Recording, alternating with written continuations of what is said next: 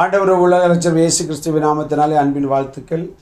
இந்த கர்மலயத்தினுடைய 16வது சுற்றாக நாம் சிந்தித்து கொண்டிருக்கிறோம். இந்த 4ஆம் மாதம் 18வது வியாழக்கிழமை காலை பொழுதிலே அனுதின கர்மலயத்தின் நிகழ்ச்சியின் வாயிலாக போய் சந்திப்பிலே கர்த்தர்களை மகிழ்ச்சி அடைகிறோம். கர்த்தர் தாமே உங்களை ஆசீர்வதிப்பாராக. இந்த நாட்டின் தியானத்திற்காக நான் ஒரு வசனத்தை வாசிப்போம். ஆபக்கூக்கின் புஸ்தகம் 1ஆம் அதிகாரம் 12ஆம் வசனத்தை வாசிக்க கேட்போம். கர்த்தாவே, நீ பூர்வ காலம் முதல் என் தேவனும் என் பரிசுத்தருமானவர் அல்லவா? நாங்கள் சாவதில்லை. தேவனுடைய நாம் மகிமைப்படுவது நம்முடைய ஆண்டவர் குறித்து அங்கே ஆபகுக்கு சொல்கிறான்.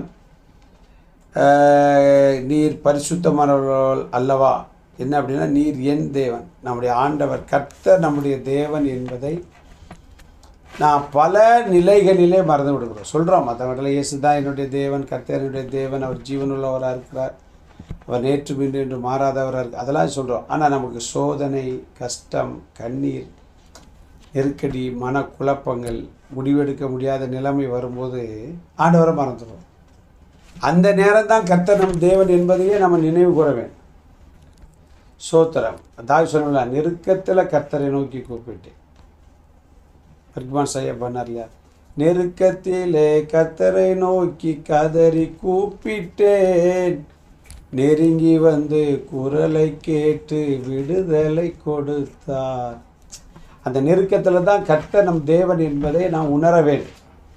நெகேமியா சொன்னான் பார்த்தீங்களா? நெருக்கடியான நேரத்தில் சொன்னான்.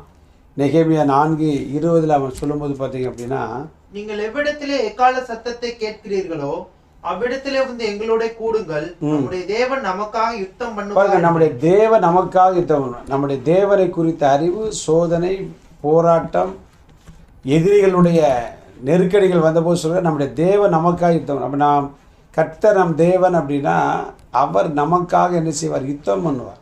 நம்ம எதுக்கு கலங்கணும், பயப்படணும்? சோத்திரம். நாம் போய் ஏக்கி சண்டை போடணும்? உங்களை குறித்து பொய்யான மொழிகள் சொல்வார்கள், நீங்கள் பாக்கியவான். சோத்திரம். அதை நம்ம மறந்துடக்கூடாது. யார் என்னமோ சொல்லிட்டு போகிறான். ஏன்னா வேத வசனம் கர்த்தரில் நம்முடைய தேவன். அதனால் அவர் நமக்காக என்ன செய்வார்? என்ன செய்யணுமோ அதை நம்முடைய வாழ்க்கையில் அவர் செய்வதற்கு அவர் வல்லமை உள்ள தேவனாக இருக்கிறார். நாம் அதை அநேக நேரம் மறந்துடுறோம். கர்த்தர் நல்லவர் என்பதை நாம் என்ன செய்கிறோம்? மறந்து போய் விடுகிறோம். ஏசாயா 33:1 சொல்லப்பட்டிருக்கிறது. அதை அறிந்த ஏசாயா சொல்கிறான். வாசிக்க கேட்போம். கொள்ளையிடப்படாதிருந்தும் கொள்ளையிடுகிறவனும் துரோகம் பண்ணாதிருக்கிறவர்களுக்கு துரோகம் பண்ணுகிறவனுமாகிய உனக்கு ஐயோ! நீ கொள்ளையிட்டு முடிந்த பின்பு கொள்ளையிடப்படுவாய். கொள்ளையிட்டு முடிந்த பின்பு நீ கொள்ளையிடப்படுவாய். நீ துரோகம் பண்ணி தீர்ந்த பின்பு உனக்கு துரோகம் பண்ணுவார்கள். பார்த்தீங்களா?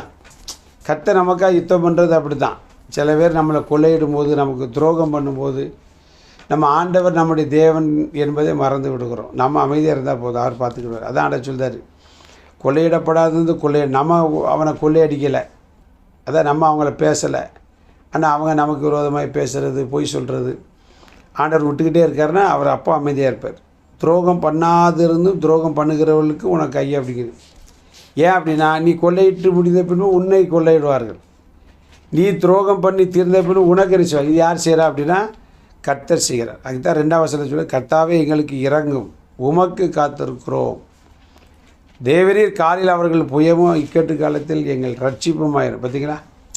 எங்களுடைய ரட்சிப்பு நீர். அதான் நெகேமியா ஸ்ட்ராங்காக சொல்லலாம். அலங்க கட்டும்போது எவன் வந்தான்னா கர்த்தர் நமக்காக யுத்தம் பண்ணுவார். கர்த்தர் அவர்களுக்காக யுத்தம் பண்ணினார்.